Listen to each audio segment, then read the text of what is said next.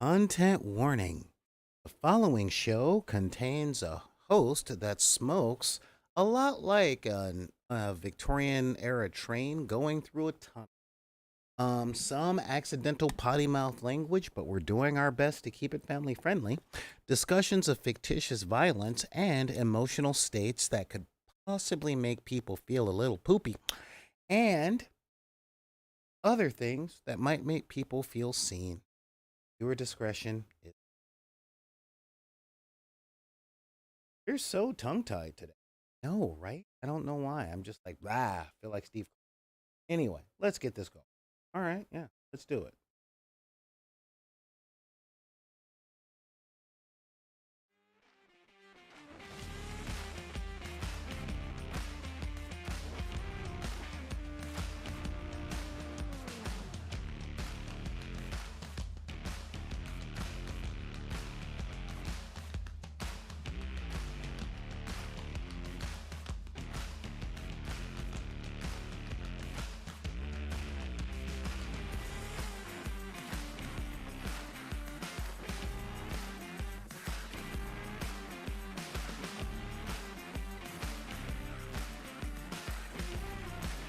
Hey, everybody, what's going on? What's up? What's up? B and all that stuff. I am Solar Gray, the cinematic sorcerer, coming at you from the Wizard's Tower. And I'm not alone today. I am here with the hostess, who has a little bit more than, well, I'm not going to say she has the mostest, but she has a lot more than hostess cupcakes. I will say all of that. Oh, an entertainer. Well, you guys know her by now. Miss Heather Johnson. How you doing, girl? What is up? What is up? Hey, I'm hanging in there. I'm, feeling great. I just had my favorite Dr. Pepper here. This strawberries and cream Dr. Pepper, really good. Love it, love it, love it, love it. So I just, I'm jazzed because today I had a great lunch, and yeah, I'm ready to get into our topic today. But yeah, that's how I'm feeling. Well, that's good. Yeah, we're looking at all that stuff, getting into the topic, talking about stuff and things and stuff. And I'm appreciative of that, but I don't know if my glasses are off or I'm a little bit off center. Heather, entertain the people real quick. Yeah, no worries. So, we and Frank on Gaming Fix Live like to do a thing called How You Got Your Game On. And it's really interesting to hear like what kind of things you actually played and what kind of games you played throughout the week. And if you guys are interested in knowing how I got my game on, I definitely recommend that you try out looking up Gaming Fix Live, and that's going to be on twitch.tv /Gaming Fix Live. That's with two X's, and I'll spell that out for you. GAMINGFIXXLIVE.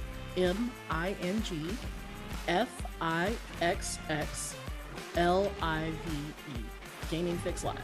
So check us out. We're usually on Wednesdays from 11 a.m. till about 12 p.m. Pacific Standard Time. And yeah, it's a real treat. We invite you whole souled and wholeheartedly. And hope you enjoy everything that comes with Gaming Fix, as well as Back in the Day. Nice. See, you put in a little plug there. That gave me time to like, hey, look at all this. I'm gonna put up the little thing right there in the chat, and I gotta say while we're doing all of that jazz, I gotta say, and if you guys are interested and you got questions, comments, input, stuff about the games that you're talking about, well, you know what? Send us an email at backinthedeck@gmail.com. BACKINTHEDECK@gmail.com. You can also hit me up at Instagram, also at Back in the Deck. That's at symbol BACKINTHEDECK. Along with Instagram, isn't that fun? Same thing, BACKINTHEDECK. You can reach out on TikTok, tick, tock.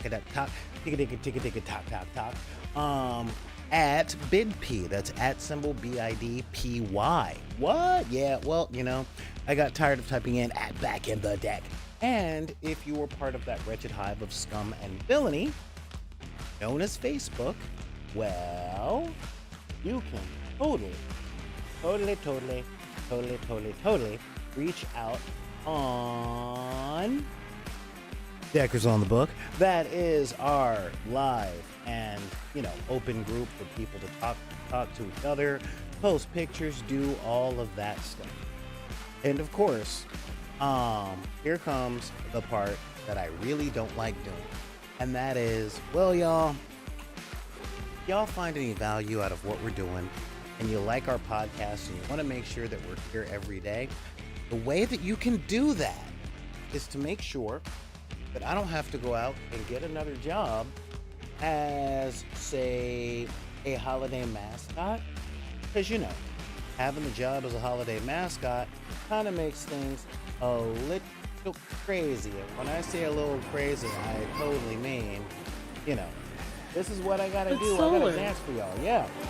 But Solar, the kids love you and the malls love you. Yeah. You are great at your job. There's nothing wrong with that. Oh, I am absolutely right? great at my job, and I appreciate all of that, yeah.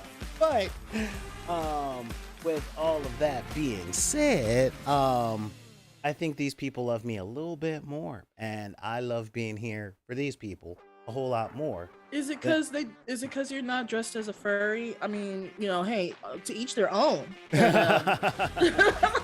Hey, I'm not saying I wouldn't put on that kind of thing, but it really is a thing. If I had the suit, yes, I am as Matt. One of my best friends when I was growing up was the spitting image and mannerism of the Mad Hatter, and people did say that when we were together, I was kind of the March Hare to his Mad Hatter. And I'm like, you know what?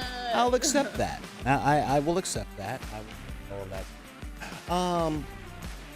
But as I was saying, if you guys like what we do and you find value in all that stuff, well, I just put up a bunch of links on how you could help us out. And I'm talking donations for like a one-time thing. If you just want to slide us a $5 and be done with it, that's totally cool.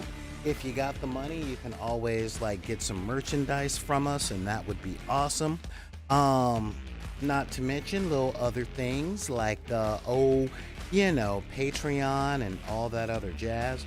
And if you don't have anything like that, a couple of ways that you can help us out for free is to subscribe to the YouTube channel. That is follow the link that's right there. Just go down, click that link, push subscribe, push that bell notification, and subscribe here on Twitch with your Amazon Prime account.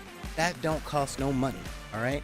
And again, on my TikTok all the time, there's this dude that's like, you are all talking about how you want to give all this money to people who don't know you, but when it comes to your people, you ain't showing them up. And it's like, oh, I can't. There's a lot of ways that you can support without spending any money, yo. If they doing art, then share some of their stuff, light them up on all that stuff. If they doing music and stuff, go to one of their shows, do all that stuff. But you don't want to be out there not helping them out get there, and then when they finally get big, talk about I knew them when. All right, so I'm done on that whole thing. Not that I've watched that a lot. How are you? I'm doing good. I just got hired as a product demonstrator for Walmart. So there goes a little bit of my time there. I'm not sure what days I'll be doing it. It's supposed to be 2 to 3 days out of the week. And it's part-time, so it's I think it's something I can definitely do, and I'm excited about it. But I'm also excited to get into today's topic, which is a continuation from yesterday. But Well, I'm sure you aren't want to you be a more co-host? shilling, right? You're like, yeah, I'm excited about Yeah. this, but what I'm really excited for is for you to do your job. I just got a job. Why don't you do yours? But don't think, that was smooth. Don't get me wrong. Now they're like, yeah, no, I got a new job passing out chicken fingers at Walmart. But what I'm really excited about is to do this show. Can we do this show yet? Damn. That's No pressure. No pressure whatsoever. no, it's cool. It's cool. This is why I like having a co-host. They're here to keep me on my toes. But before we get into that, I want to say what's up to the people in the chat. Wow, we've got the charismatic canine back. Woo-woo! I would say big dog, but I will say believable dog, likable dog, good dog. All right, there we go. Let's see. We also got Sag. So glad to be back. Alexandra, One Ella, Drap Snatch, Kata, and Card Thulu.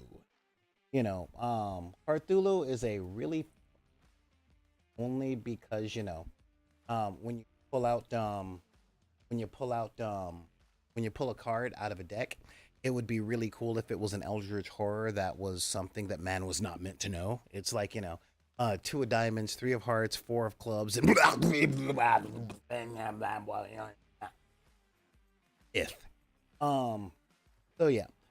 So we're back and all that stuff. Now, before we get into today's topic, before I do my job, before I follow all the pressure that somebody's put me under.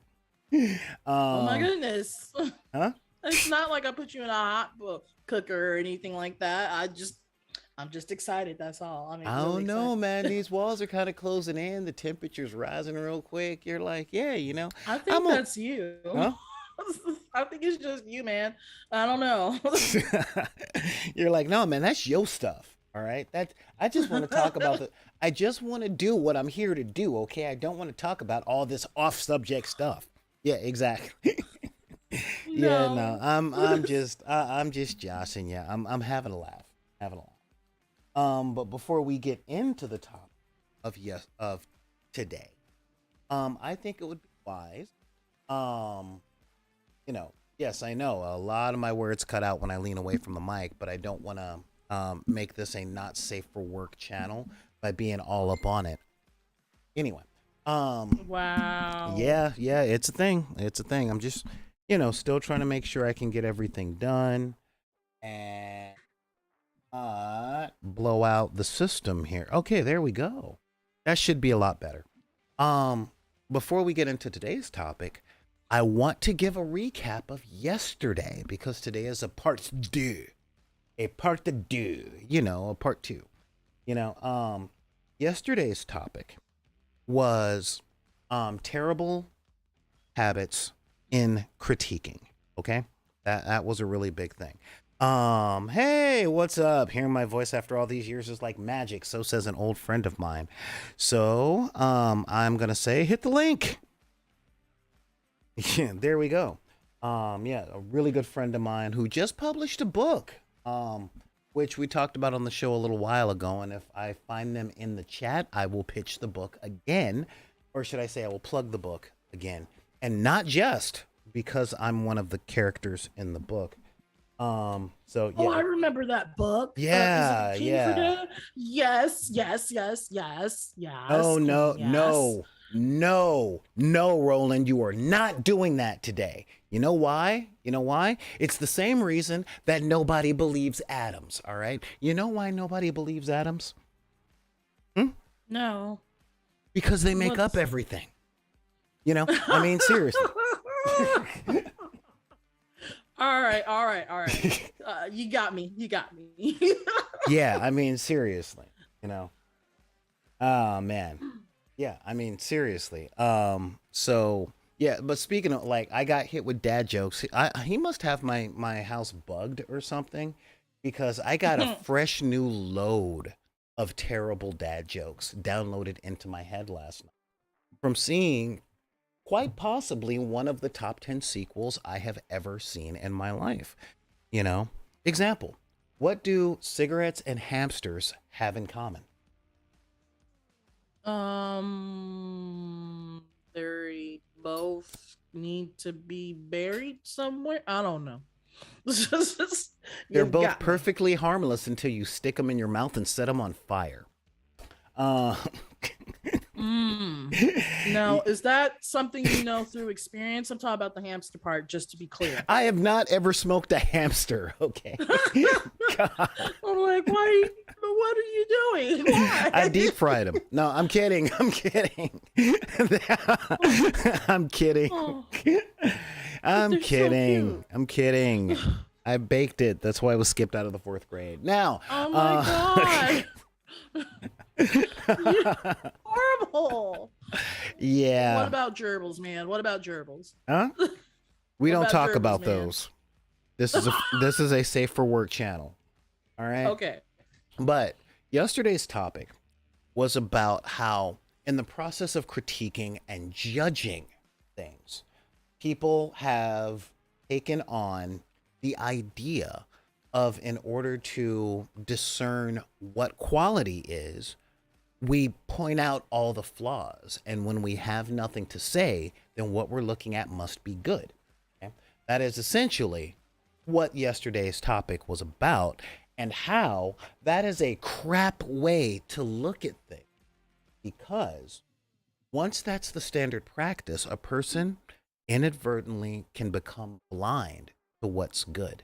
They see everything and all they see are flaws, you know.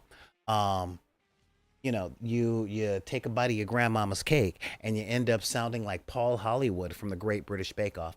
Well, I mean, it's proofed and all, but I don't know, the chocolate isn't punching the way I would expect it, you know. And I'm just kind of sitting up going, you're not trying to give a handshake to your grandmama. She made you a cake and she can barely walk, all right? Put it in your mouth and smile, you know. However, there is another side to that, okay? And this is the side that I find myself on most of the time, and that is, to give you guys some back history, I have led a serious life, okay? My life was riddled with violence and abuse and a lot of things, just from growing up in the hood in the 1980s and the 1990s, all right? Just look up anything from the early 90s starring Ice Cube or Cuba Gooding Jr., and that was my life. All right? That was my life, that was my older brother's lives. It was just what it was. And instead of becoming hard, you know, like I'm going to jail and I'm gonna come out hard. Yeah, no. I decided to look for things to like. You know, what's the upside? What's the silver lining? What is the thing I'm looking at? You know what? I had an aunt. Her name was Iona, and she was an ornery woman. And for those of you, yeah, I said ornery. All right, she was just ornery. Yeah. All right, just mean, ornery woman. You know, if she had any government party or any government power, she would totally be Amanda Waller all over the place. Like real talk. All right. You know, just an angry woman, But she let all of her grandkids essentially live with her, and she bought them a whole bunch of cool toys. Now, I was not one of her grandkids. I'm talking all my first cousins. However, I could go over there whenever I want to play with my first cousins. So she was a mean and ornery woman, and all of her cakes came out dry and kind of sandpaper-like. But you know what? She let me come over and play with my cousins. And even when they were having nights, are you sure she wasn't baking with sand? Huh? Are you sure she wasn't baking with sand? No, I don't. I'm not. I'm not sure what she was baking with. Okay, but I do know that when certain members of my family stopped drinking alcohol, they were like, "Well, I'm gonna put alcohol in something I cook for you, and you won't even know the difference." And I'm like, "Why would you do that?" like what is your wow. Oh man, sorry, Sad Strange Little Man, you're having a lot of buffering today. Try watching on the YouTube link. The YouTube link might the YouTube live link might actually work out a little bit better. And I've got that chat going up too, although nobody's looking at it. But yeah. So yeah, it's a thing. As I said, but like I said, she let me play bidwis and spades with the adults. You know, now she did it to get under my mama's skin, but I didn't care because I got to play with people, so I was all cool. You know, and that was like my defense mechanism growing up, was looking for a reason that it's not so bad. Kind of like the redheaded kid from Hey Arnold. You know the one I'm talking about. Like Arnold would show Eugene. up. Yeah, Eugene. Yeah, very much. Like, I think when I was growing up, I was a cross between Brian from the Breakfast Club, Eugene, and Butters. And, you know, which, don't get me wrong, I'm not saying that I didn't stand on the edge of the park where I grew up, emptying spray cans into the atmosphere to try and destroy the world. But, you know, I was 9, you know. Wow. Okay. Considering the fact that you had a really rough childhood, I can understand why you would start spraying aerosol into the air randomly. Like let it end. Let it end all together. Just Yeah. let it I'm end. just like, take that, ozone layer. Hey, shh, shh. You Meanwhile, know. you're baking 3 sheets of darkness. Hey, I have never made you brownies, okay? So you can't talk about my Oh, sheets of darkness. Huh? I thought you were gonna say I've never made you browner. I'm like, no, you haven't, unless I travel to your house in the middle of How would I heavy do that? sun. I What? don't know. I You, all I know is that if you go down to like the Caribbean area, you're gonna come out darker. oh, That's it. I'm like, well, how do you do I that? I don't don't just, know. I've never made you dark. No, I have not snuck into your house with a freaking spray gun full of paint. Yeah. I haven't been like, here you go, Heather. We're getting this done. A likely story. Yeah, you gonna be like Whoopi Goldberg's lips when I'm done with you. No, that's not gonna be what that is. Seriously.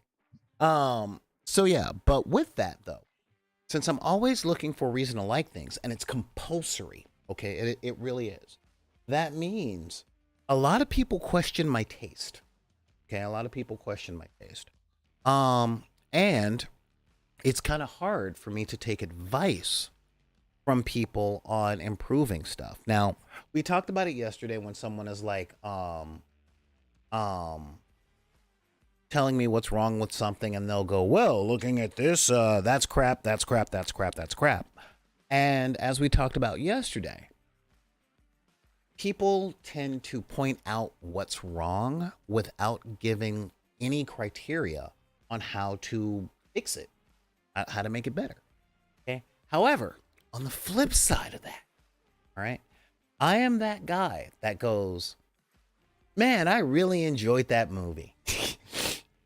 And people go, what are you talking about? Divergent was crap. And I'm like, it was pretty. It was in focus. It was in sync. And it got made unlike anything I've ever written for Hollywood. So yeah, I can deal with that. Now, would I have paid full price to see it in the theaters? No. No. You know. I think that's Um, what a lot of people were disappointed with is that they paid. okay, Sad Strange Little Man is watching on YouTube and he's like, this is a huge improvement. I'm glad. Yeah, sometimes Twitch can be just a little and this is why I do a broadcast in violation of my Twitch contract. But yeah, Twitch is like exclusivity for 24 hours, and I'm like, I need to build my following. No, uh, you know, but yeah. So when it comes down to it, I have a problem looking at something to say this is how to get it to the next level.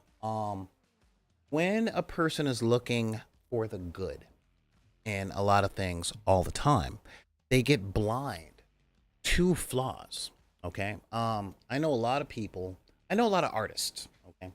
And artists are telling me, artists tell me all the time, oh my God, I love this. And they'll use words like dynamic posing and color palette and all that other stuff. Now that's assuming that you're actually an artist who has taken art classes and knows exactly what they're talking about when they're talking about the lighting needs to be shown from this particular instance, blah blah blah blah blah blah blah. You get my point. Yeah. And I kind of sit up going, all right. The underlying thing to this whole series is know your purpose. Okay. What is it that you're trying to do? What are you trying to accomplish? How are you trying to get to where you want to go? All right. And when I see a lot of stuff, when I look at art, I'm like, dude, that looks really cool. And someone will be like, no, it doesn't. There's blah, blah, blah. And proportions are off and blah, blah, blah. And I'm like, dude, there is the legendary picture. The legendary picture. Let me see if I can pull this up. I'm gonna pull this up because y'all know what I'm pulling up. It's time for me to pull out the comic nerdness. Okay. And that is, there it is. Boom. We are talking We are really talking the legendary picture, okay, the super legendary picture. The picture that's launched 1,000 memes, the picture that's launched 1,000 different discussions. Okay, we are talking Rob Liefeld's Captain America. All right, now real talk. All right, real talk on that right there. You know, when that came out, I'm like, dude, Captain America looks cool. All right, this is all cool. I'm like, yeah, I'm all in on that jazz, you know.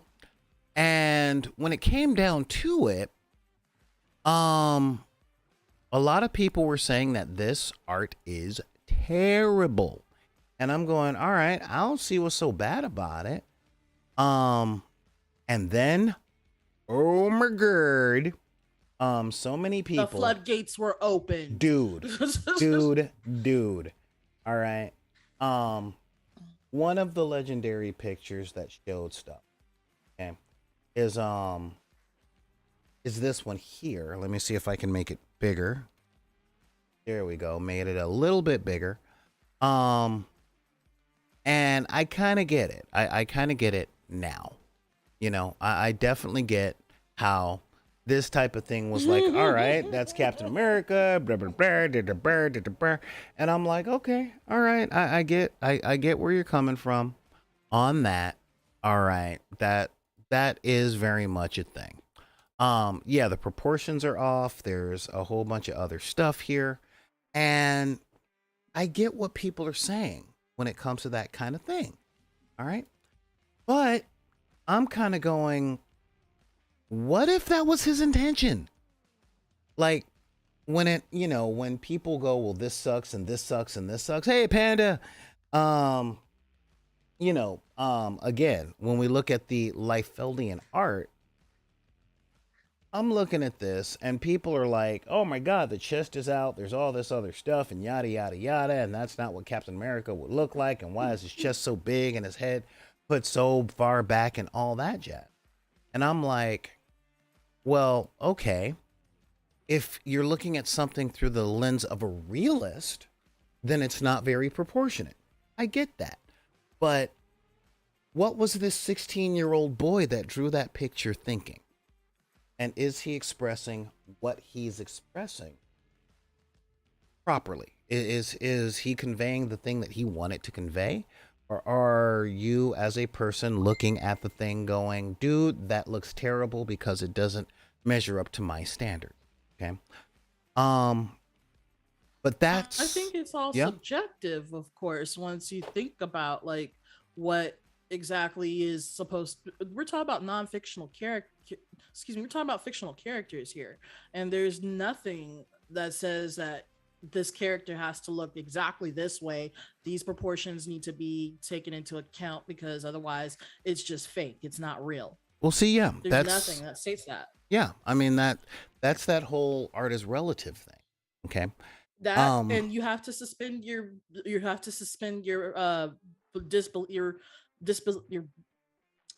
disbelief. You have to suspend your disbelief, otherwise you're just going to continue to pick and nit at something that actually could be really cool.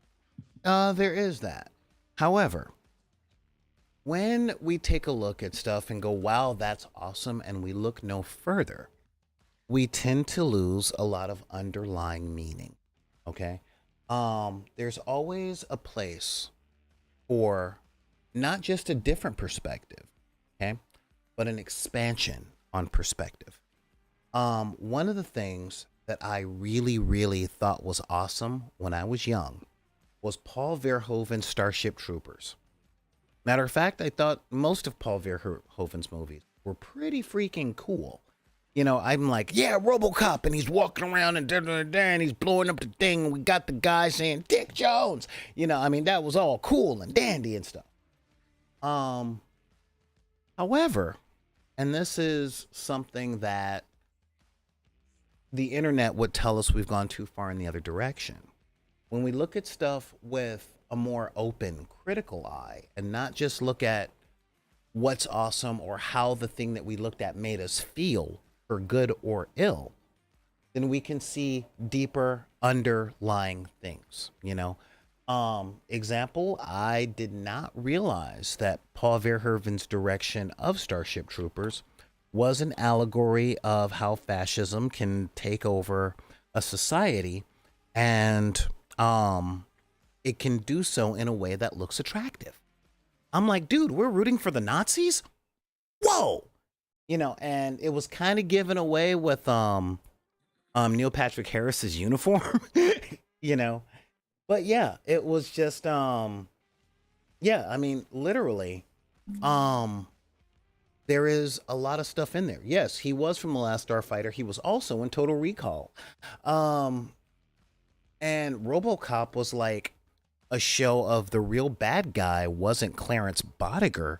It was the OCP Corporation, because it was building a dystopian future that's akin to Blade Runner, or even Aliens.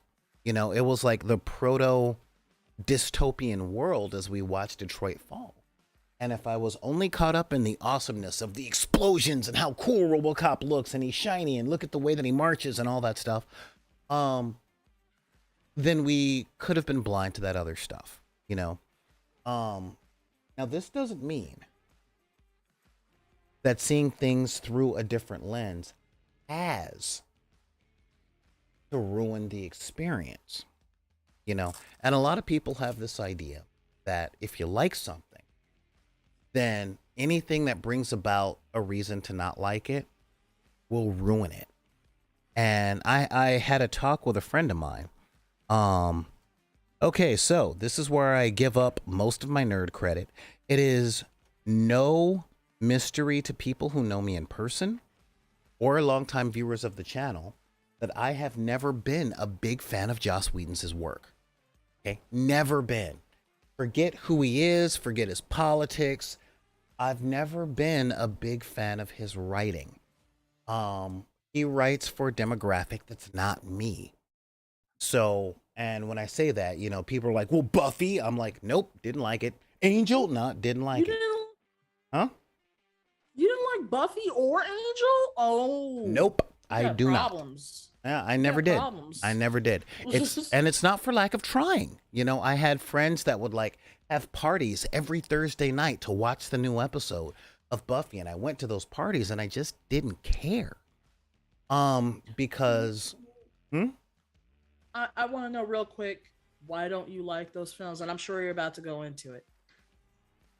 actually I wasn't Sure. going to go into it, and I'm not going to Okay. go into it right now. I want to get to this point. Okay? Okay, go ahead. The work that I did like from Joss Whedon was Firefly.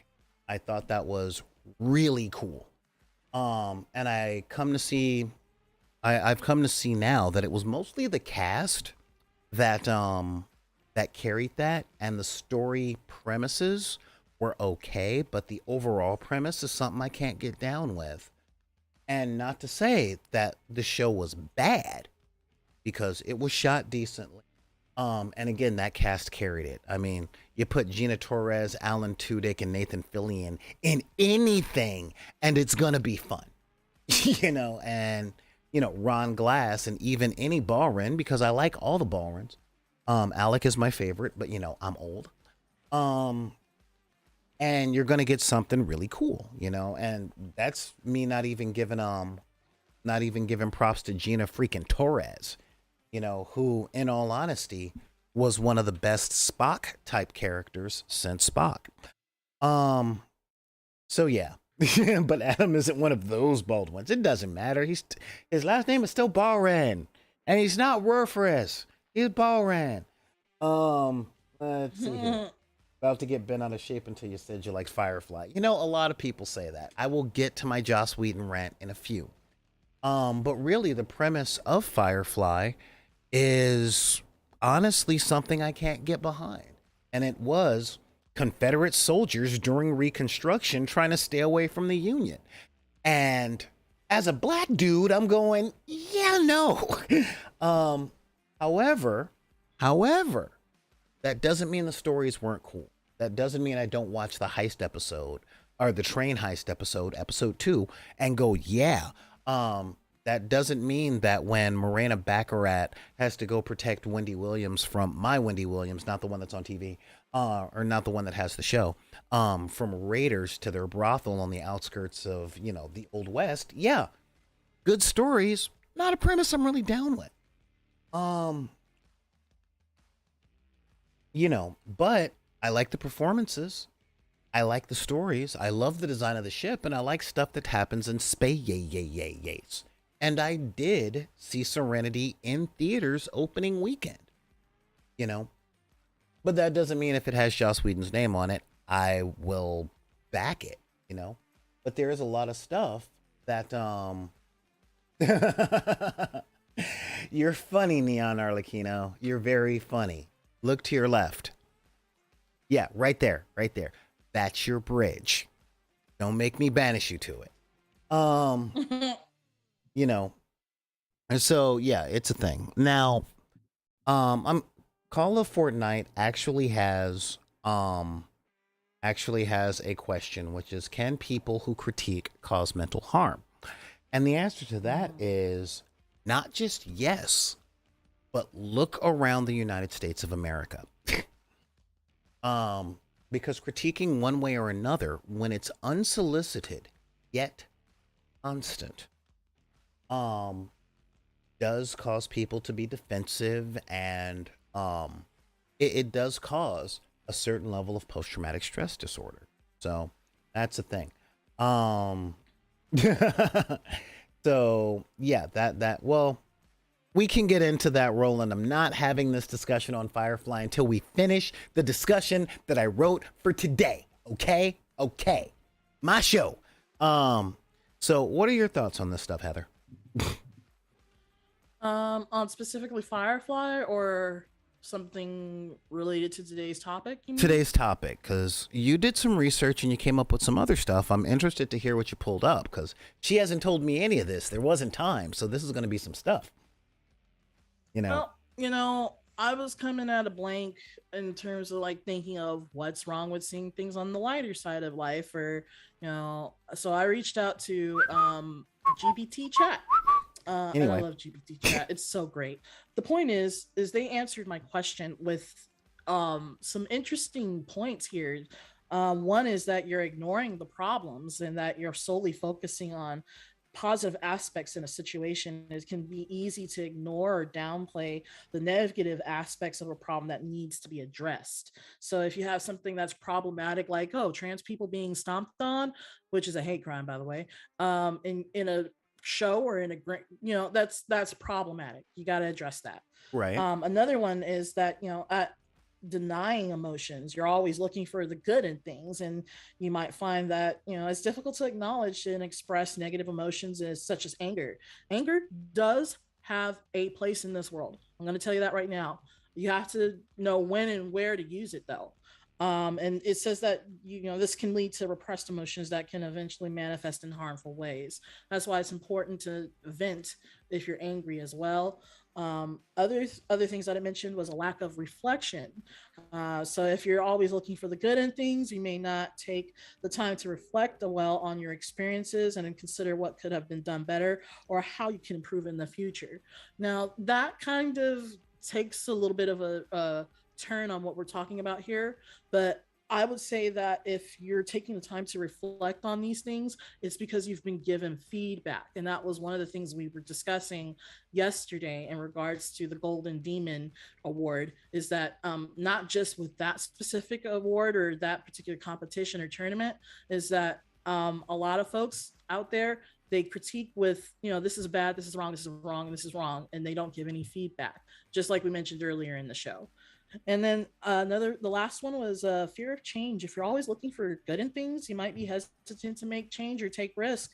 And this is because your fear of losing out on positive aspects on your current situation affects that. So it's not necessarily bad to critique things, but only when you're asked to do it. That's the whole thing. It's kind of like consent in a way, but not necessarily, so involved with sex or anything like that. It's just, if someone asks you for help on how to make this better, or what do you think of this, then solicit your opinion. But then if you're not asked and you just go up to, like for example, this morning my grandmother was telling me that someone in her congregation was telling another person how to dress without even being asked how to dress, and saying, oh, you should just put a wig on and wear a hat with this because this person is losing their hair, and this person is also has clothes, but they haven't been wearing the clothes to where they want to go. The point is that all that information, all of everything that the person who was trying to be helpful turns out wasn't really helpful. It was really disrespectful. So, you may not want to go and solicit your critiques just because you think this is bad. That person, you don't know what they've gone through, what they're doing, how hard they worked on whatever it is that they're producing, whether it's a show, music, or cosplay, or a comic book. You don't want to do that because then that hinders them from growing. They'll just take it as a negative experience. Other than that, I would say take everything with a grain of salt and a pound of sand. That's something I've said a lot of times, is like, you know what, grain of sand, grain of salt, a pound of sand, because not everybody's opinion you're gonna want to take into consideration. Some people can be really hurtful about it. Some people can be well meaning and not realize they're hurting someone's feelings. Yeah, so there was a lot to unpack in that. Yes. The first thing that you were talking about is called toxic positivity. Okay. It's the condition of forcing someone, in this case yourself, to always being positive. Now, this is something I came across when I was in the Burning Man community for a while, where all of these trust fund hippies had taken acid a few times and thought that they were made of light, which meant the negative aspects of life at all they wanted to deny. And they would look at people suffering, not just myself, but other people, and reprimand them for not seeing the bright side. And this is something that seeing the bright side all the time could lead to if you have that build up in your culture, I'm not a big fan of toxic positivity. As I said, I look for things to like, and I recommend that people look for things to like in all facets. But the danger that comes about is when this positivity becomes toxic. It's when you look for things to like while denying the bad stuff that's there, And this is a big thing when it comes to critique, internal and external critique. Okay. When a person is looking over something and going, well, I could see your brushstrokes, or you misspelled this word and all that stuff. It's like, okay, yeah, whatever. What do you think about the concept? When the negativity overshadows any input or overshadows any solutions, and the positivity is what's given instead of any negativity, it's on the other side of the spectrum, and extreme ends of the bell curve on either way is toxic and damaging. Now we have two questions here. We have Roland asking the question, is having a trans villain problematic, or can it be done in a non-problematic way? Neon Arlecchino kind of picked up the ball on that one, and I appreciate it. So what I will say is, yes, it is problematic currently. And the reason that having a trans villain is problematic currently is because trans people in the United States of America are fighting for their rights to exist. And currently, in our current culture, trans people are vilified simply for existing. Not because of any actions that they do, but just their status of being. And as a black man, I get that. I absolutely get that. So let's say a person wanted to write a villain who happens to be trans, unless they themselves are trans, um, or a really, really, really, really deep ally who will listen to their trans friends go, no, dude, that's not a good thing to put in. I would say avoid the subject. Um, because one, when it comes to any villainous character, most major aspects about that character has to have something to do with why that character is the way they are. So when a villain, an evil character in a story, is evil, is villainous, is, not necessarily antagonistic, but they are the bad guy, then putting on something that has been stereotyped as bad already um elicits a response of the badness comes from being that. You see what I mean? It's like we know that there are black men bank robbers, okay? There are a lot more white ones if you look at the FBI records, okay?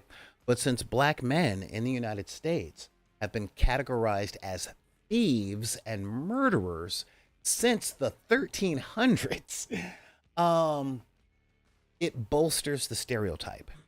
So the character itself might not be problematic. However, it substantiates a problematic um, it substantiates a problematic assumption or a problematic stereotype in a society that doesn't want to give up those stereotypes yet.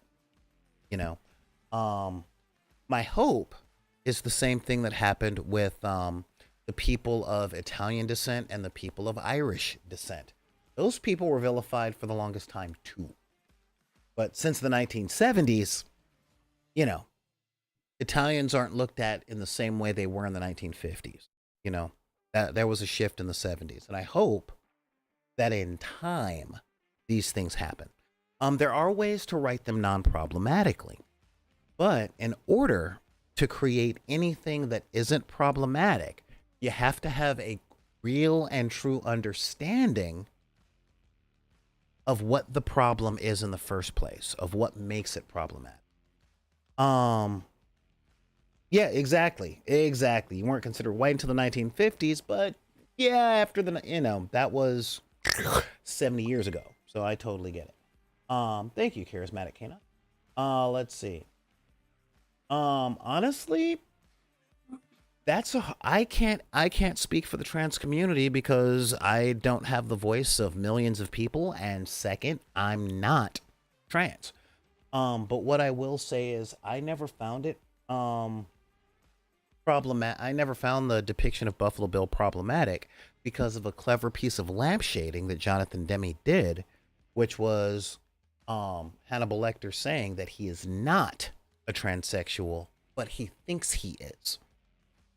You see that was the thing. It was Bill was psycho. He wasn't trans. He was just psycho and violent. Um, and that personality trait is one that he was trying to, you know, I guess you can say force in, kind of like, in my eyes, it was kind of like saying, um, you know, they're not black, but they think they are. They're not Japanese, but they think they are. Kind of thing. So Mm. yeah, it's really one of those things. Like that person isn't rich, but they think they are. And we see that all the time. So does that make rich people look bad? No, no, it doesn't. But that's my thought. That's just one person's thought. What's up, Heather? Oh, nothing. Nothing. Mm. I'm pretty much on kind of like the same page. There may have been something I said earlier that was kind of contradictory, but what I was basically getting at with those statements that GPT chat was saying is that, to summarize, is that we don't want to continuously look for good and no flaws, because then we're not growing as a person and we're not helping the person who's asking for that information as well to grow either. So you're stifling yourself and you're stifling others when you don't look for something that is a flaw as well as saying what's good about it. Okay. And now, Roland, I will hop back to that one in just a bit. And Charismatic Canine makes a really good point, which is one of the issues of Buffalo Bills, more of an issue in likening transness to psychopathy. Exactly. That's why these things can be problematic. Okay, because there's a lot of natural born conditions, scientific natural born conditions that have been categorized and stereotyped by people who just don't want to evolve with the times as a deficiency or a mental problem or things like that. And a lot of bad faith actors who use the disenfranchised title as a reason to be a jerk. I know a few. But what are the solutions through this? Well, through the positivity thing. Now, what a lot of people try to do, and this is with the negative thing, and this is something that I'm kind of hostile toward myself. Tell me what you think about it, Heather, which is the compliment sandwich. This is good Mm. about your thing. This is what I really want to tell you, but this is good. And I don't know if it's me and my issues, but I don't trust it. Primarily because when a person has to reach, when a person only says something good because they want to say something bad, it doesn't really make for good company. That's just me. So I tend not to trust people where it's like, oh, I really like what you did with the blue there. Now, your proportions are off and blah, blah, blah, blah, blah, blah, blah, blah, blah. But I like the basing that you did.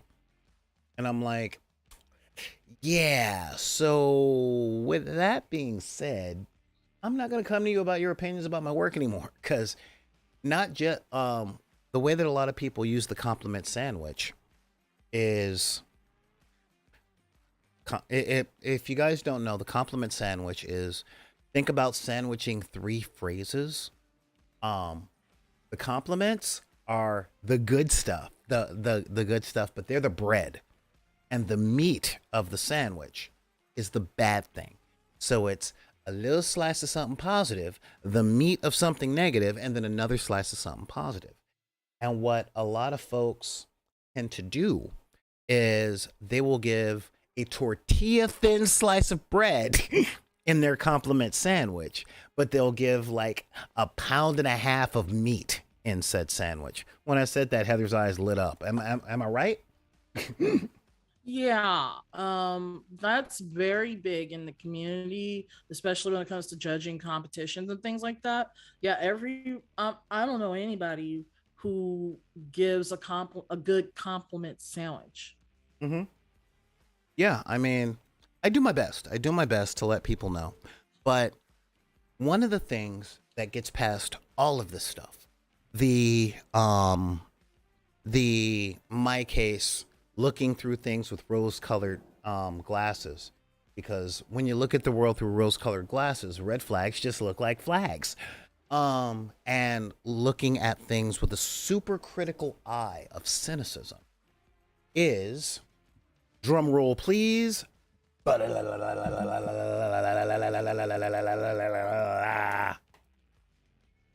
communication. Okay? When someone comes up to me asking, what do I think of this? I'm like, number one, what is it that you really want me to look at?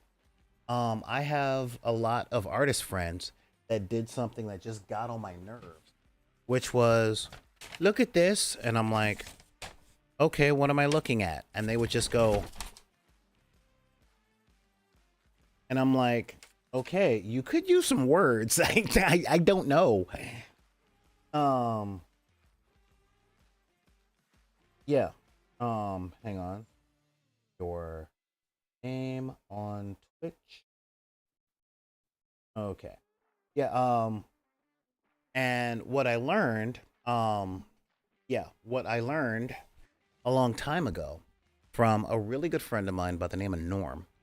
Um, I would give Norm a story of mine, and he would be like, okay, what am I looking at? And I'm like, thank you for that. Thank you for that. The communication of asking exactly what they want to know. When I give my stuff to critique, especially when I'm writing a first draft, I'm like, just tell me what you think about the idea, about the story beats, the plot lines, tell me where that goes in. Forget the spelling and pronunciation right now. Just just think about that, all right? And and that lets them know what I'm really looking for instead of giving them carte blanche to tear apart everything that I put together. Not because my ego was fragile, but like when I hand someone a draft, I know that there are spelling errors. I know that there are punctuation errors. And I'm like, that part I got. I know that. Look past that and tell me what else I have to fix, because I don't want to go through a draft and fix all the spelling and punctuation errors and then hand it back to you. And then you tell me that this character needs a different voice, or this character needs a different mindset, or this plot isn't exactly compelling. I'm like, give it all to me so I can fix it all at once, go through the new thing and do this. But I don't want to piecemeal this. And some folks can, some folks can't. But at least I know. So when I look for a critique, I let them know what I want critiqued, what I already know I want to improve upon, and what I don't. And when I'm looking at stuff that I'm doing for myself, I try to do the same thing. I try and go, okay, I'm looking at this aspect. When I'm painting a model, this is the metal that I want to put on. Is the metal on these joints working? Forget the armor right now. Do the joints work? Okay, the joints work. Now I'll move on to the thoughts, Heather? Um, my thoughts on that are kind of around the same general gist. I I think that when you take too much of the thing that I'm having a real I'm sorry, I zoned out. That happens to me a lot. And I apologize. I totally zoned out. I'm like, what? You're like, yes, I was thinking. Along the same lines. Oh, sorry. Miles away. Yeah. So yeah, I have this thing where I blank out sometimes, and it's not your fault. It's just sometimes I get too focused in, and I'm like, what's happening here?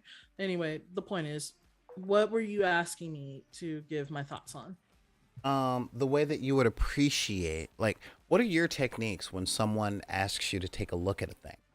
How do you let them know what you want to let them know without tearing them apart? Causing these feel bad moments.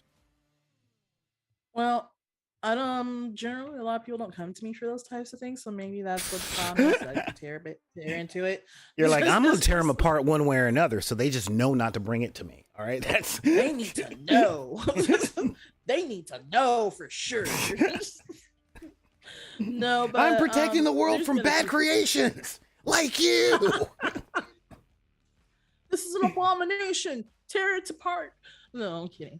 But when I have had people come to me asking me, what do you think of this? I try to take what they wrote or what they were trying to do into consideration first. Is like, okay, I ask them, how many hours did you spend on this?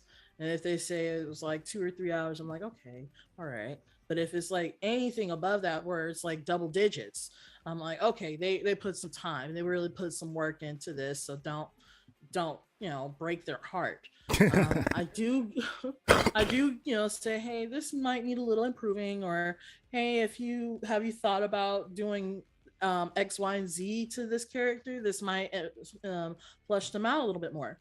Give them some ideas versus give them a hassle. I like the way that you do that. Throwing in ideas, that's a thing. Some things that you could use to improve. And this is really a big thing. So I want you guys to think about this stuff and hit me back. on any of the ways to get a hold of me, the email, the TikTok, the Instagram, and all that stuff.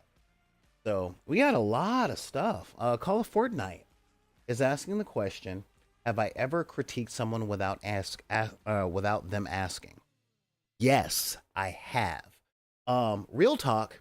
Most of the bad habits that I talk about on this show are things that I used to do regularly that I'm trying to recover from.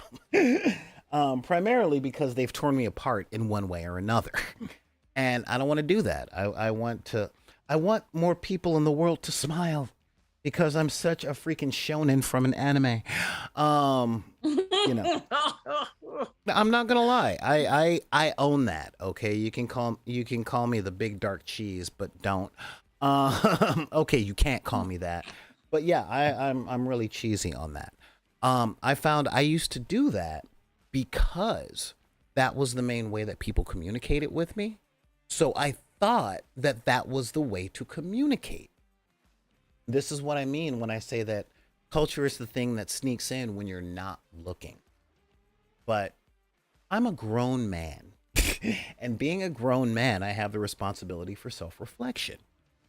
And I put this stuff all out there for you guys so that you can avoid some of the pitfalls that I've gone into over the course of. So, so the answer, no, not blue cheese. Let's see. Can people who critique cause an artist to give up on their art or their hobby? Yes. Yes. Oh my God, yes. Oh God, I can't tell you how many things I've given up on because of those constant. How far I could have gone, because I either gave up or because I buckled down and tried to correct every problem that was pointed out. So I didn't audition. I didn't go for jobs. I didn't, just this October, I was constantly telling a professional artist in the movie industry that I appreciate the opportunity he was giving me to work for him, even though I'm not an artist. And I'm like, dude, what the crap is wrong with me? I am an artist. I'm not on his caliber. I don't think I ever want to be. I want to be just below his caliber so I can still get high paying work, but not I don't want to be able to go, I need a new truck and then go buy a truck on Tuesday. That's that. I don't want to do that from doing special effects work. But yeah, a lot of people get totally discouraged, especially newbies. Think about this question like this. When most people start something brand new, they kind of regress to when they were 11 or 12 years old. Okay. So can constantly telling a 10-year-old or a 12-year-old that the thing they put their creativity into and their heart and soul and their enjoyment, if telling them that the thing that they created on that was crap, utter crap, all the time, would they continue to do it under any auspice other than do it or you're going to be in trouble? So the answer is yeah, it can discourage. You answered that just as passionately, Heather. Talk to us. Yeah. I stopped writing poetry for a long period of time, just because of the fact that someone who I liked, was in love with, they made fun of my poetry, just tore it apart, basically, like, this is wrong, so I stopped writing poetry for many years. And it wasn't until about, I want to say 2018, that I started writing poetry again. I don't write it as often as I want to either, because I'm still scarred from that experience. So it takes a lot for me sometimes to go and pick up the pen or like come up with something that I would like to put down on paper. Even now I struggle with it, just because of that. Well, I appreciate that. I really do appreciate it. And I will be always telling you, just pick up and write something. Just write something. God. Oh, what's the best advice you would give to someone who got critique? So I heard a story. Okay, I heard a story. And this was a study that was done by a professor at the University of Texas. Okay. He was a photography instructor. And he said, okay, this is what we're going to do. Part of the class is going to be graded by doing 100 pictures this semester. The other part is going to be graded by doing one, but it better be good. The people who were on the side that had to do 100 pictures produced better work than the people that only had to produce one amazing picture. Like, the reason for that is because the people that did 100 pictures spent time in the dark room, spent time playing on Lightwave. They were experimenting with camera angles. They were getting experience. They were out there doing. And it doesn't matter what happens. The more you do something, the better you get at it, just organically. But the people who had to do one spent most of the semester thinking or planning. And none of them, not a single student, produced a picture that was better than the pictures that were produced, than some of the than any of the pictures that were produced, or not any, but the students that did 100 pictures had pictures that were better than the best of the students that only had to do one. And that's because experience did the thing. All right? Experience is the thing. So, the best advice I would give, and the worst advice is advice. So what I'm going to do is give a suggestion. The suggestions that I give to someone who got critiqued is look for the relevance in what was said and fix it to your own satisfaction. Okay? I promise you, since I'm Generation X and we got our black belts in snark, pessimism, and apathy, I can guarantee you that no matter how much work you put into something, there's going to be a large percentage of people that you know, if they were born between the years of 1969 and 1980, that will find something wrong with what you did. Fix what you can, make what you like. It's that simple. Okay, there of the hundreds of friends that I have, I think maybe 11 of them like this channel. And a lot of the critiques I get are critiques that in order to live up to it, I have to have things that I have no access to. I'm talking $2,000 an episode, 3 more really expensive cameras, people to operate those cameras for the multi-angle perspective, multiple backgrounds, and a team of writers. Okay, because what my friends want me to write is The Daily Show, or The Problem with Jon Stewart, or Real Time with Bill Maher. And none of those people show up for free. That's what they want. That's what they're committed to. So they don't look at the shows that I make saying, this is how you can make your show better with what you have. They tell me to make what they want. And they don't throw any money at it. So I can tell you, the critiques that you get, listen to the critiques that you can actually improve upon with what you have, and continue to make what you like. Okay, make something that you can be proud of, and base that pride on your ability, your resources, and your time. You know, there are 1,000 Twitchers that are way better than me. There are a whole many more influencers that are prettier, younger, more tech savvy, all over the place. But I still like doing this for you guys. Okay, I like doing it. And there will be people eventually who see my stuff and decide to subscribe and join the Patreon and all that stuff. All right. And my skills will improve. Heather's skills will improve. All of my co-host skills will improve the more that we do this. But until more resources come about, this is the best that people are getting. And if some folks are saying, well, you need to do this more or that more or this more, when they dig into it and don't listen to how I don't, to how I'm doing the absolute best I can, the first thing that I recommend, and this is to you guys when you're getting critiques, is ask them, given your resources, not theirs, but yours, how would you do it better? Second, if they start using things like, well, you have to find a way, or You have to figure out, walk away from the conversation because they're not listening. They're literally just committed to what they're thinking. And a lot of people are, because whenever you create something, everyone wants everyone wants to control a creator to some degree. You know, they want their ideas that are out there because they have ideas, but they don't tend to have the skill set, the drive, all that other stuff. You know, it's real. You know, I mean, I myself, when I talk to people who write in Hollywood, I bite my tongue so hard that you would think I'm a vampire with how much of my own blood I'm drinking. Because I would love for one of my ideas to get made. If not by me, then by somebody else, you know? But simultaneously, they have their creation method, I have my creation method.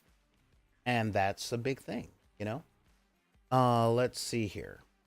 Gray Ghost 82 says they can see the picture in their head and how they would do it, so obviously they immediately know how to do it and how to tell you how to do it. Yeah. Or in the words of Orson Welles, everybody's a director. Your thoughts, Heather? I agree with your statement about just making what you can or what you like, and making things that you when you do fix need to have something fixed on it. Work on it as much as you possibly can, but don't stress over it. Don't be a perfectionist, because perfectionists usually don't get anything done. So because they're Oh, too hyped up about making it perfect. It has to be the right dimensions. Blah, blah, blah. well, More often than not, you don't get anything done. it's funny you mention that because that's kind of what I had on the docket for tomorrow's show. Ooh, ooh. Yeah, tomorrow we're going to be talking about the difference between a perfectionist and a craftsman. Because there is a difference. There is a difference. And one of them is what I believe people should strive for. However, I want to address a couple of things. One, thank you very much, Roland. And we're on the opposite sides of so many things, but our shared nerddom is a unifier. Word. All right. That's what I'm talking about right there. You know, because I don't want my friends to agree with me on everything, just on what's important. You know, food, air, making sure that our children have a better world than the one that we were born into. However we get there, we can talk about it, you know. And another one from Roland is the sister is struggling to cope with their oldest's decision to come out. I get that. I definitely get it. But it doesn't have to be a struggle. It's a challenge. It is very much a challenge. A kid that I've known since they were tiny, came out as non-binary to me not that long ago. Now, because of a lot of my practices, the pronoun thing, not a very difficult thing for me in regards to, or in comparison to how it is to most people. But I've been calling this person by a gendered pronoun for their entire lives. Okay. And they are over 16. So we're talking 16 years of habit. You know, and again, they're over 16. So, but still, we're talking at least that long of a habit. Um, it's going to be challenging. It's challenging to come up with the new ways of communication, the new vocabulary. The upside is that everyone is capable of doing it. We all learn to speak our native language. Most of us learned some basic mathematics. Most of us learned how to drive. Okay? It really is. My verbs: friendship, commitment, love, hope, and work. those are my verbs. And yes, love and friendship, they are verbs in my culture. You don't just say you're someone's friend. You have to live that truth. Just like you can't say you just love somebody, you've got to live that love in your actions. That's where I come from. But yeah, so when it comes to those things, it takes time and it's a struggle. I've recently been informed by my offspring that I may never be a grandparent. And there's a lifetime of ideas that I thought would come along, but they're just that. They're ideas. And the generations following me had ideas of a lifelong career and home ownership. Times change, but people can adjust to those changes. So you want to throw in something there, Heather? I mean, Uh, yeah, you hit you one of the know, check boxes that I don't. So, which one? hmm?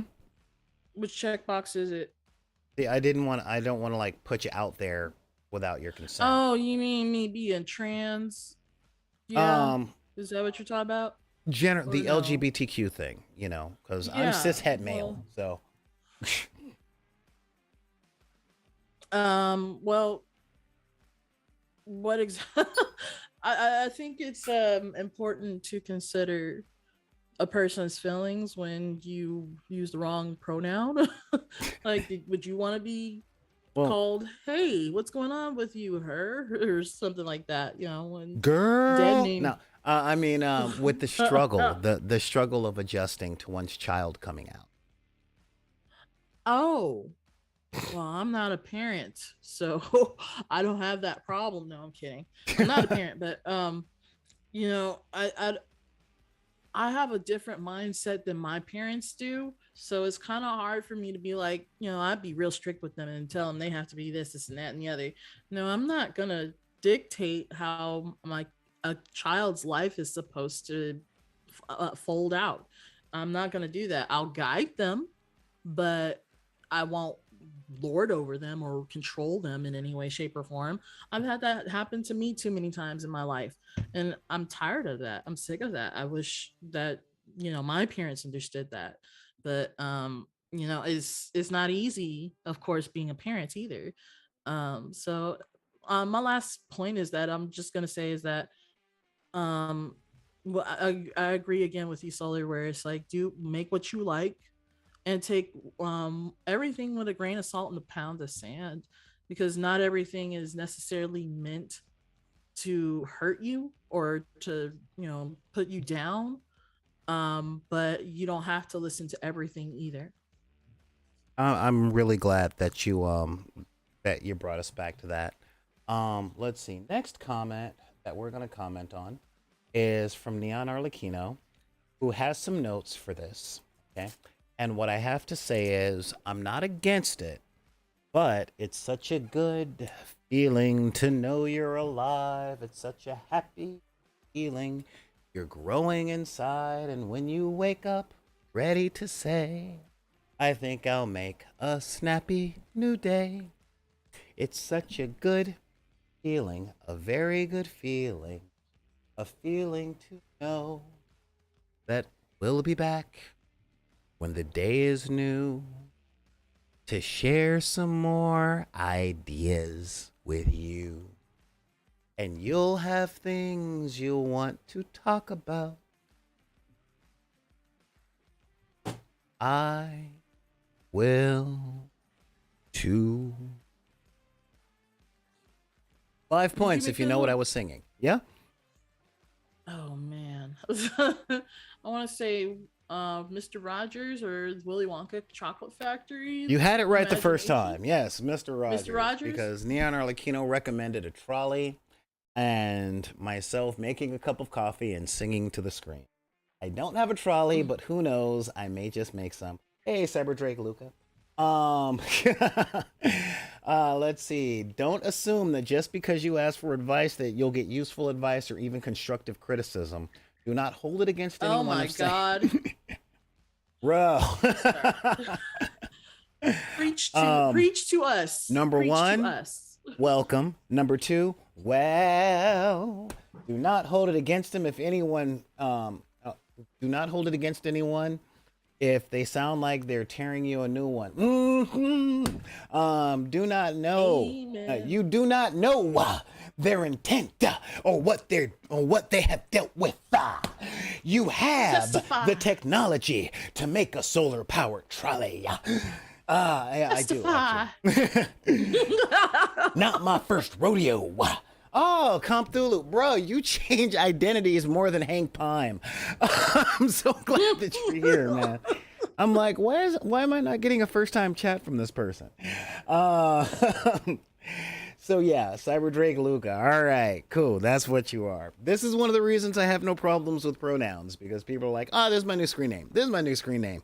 Call me this. You shall call me that. Well, may I have your name? No, I'm a fairy folk. You can't have my name. Fine. What would you like to be called? But yeah, so there's that. So I want to thank you guys for showing up, but don't leave. All right, don't leave. We are going to do a really quick fade to black for a very important reason. All right. So thank you guys for showing up. Let me put up the title card here so that you guys know where to do all that stuff, which is, which, oh, look at that. Hit me up at backinthe.deck@gmail.com. That is BACKINTHEDECK@gmail.com. Also, hit me up on Twitter, blah, blah, blah, blah, blah, blah. Instagram, TikTok, like, subscribe, all that jazz. All right. So stay tuned, because now I'm going to do some Twitch only content, but I have to fade to black to make sure that everything is out there. So if anybody tells you that you guys can't like what you like because of circumstances of your birth, be it race, religion, creed, gender identity, sexual orientation, disability, neurodivergency, or your budget, because we all know the trailer park is never too far from the hood. Am I right? You can tell those guys, take those cards and put them back on the deck. I am Solar Gray, the Cinematic Sorcerer, along with Heather or Mello from Gaming Fix. All right, and we will see you guys a little bit later, YouTube. All right, don't forget to like, subscribe.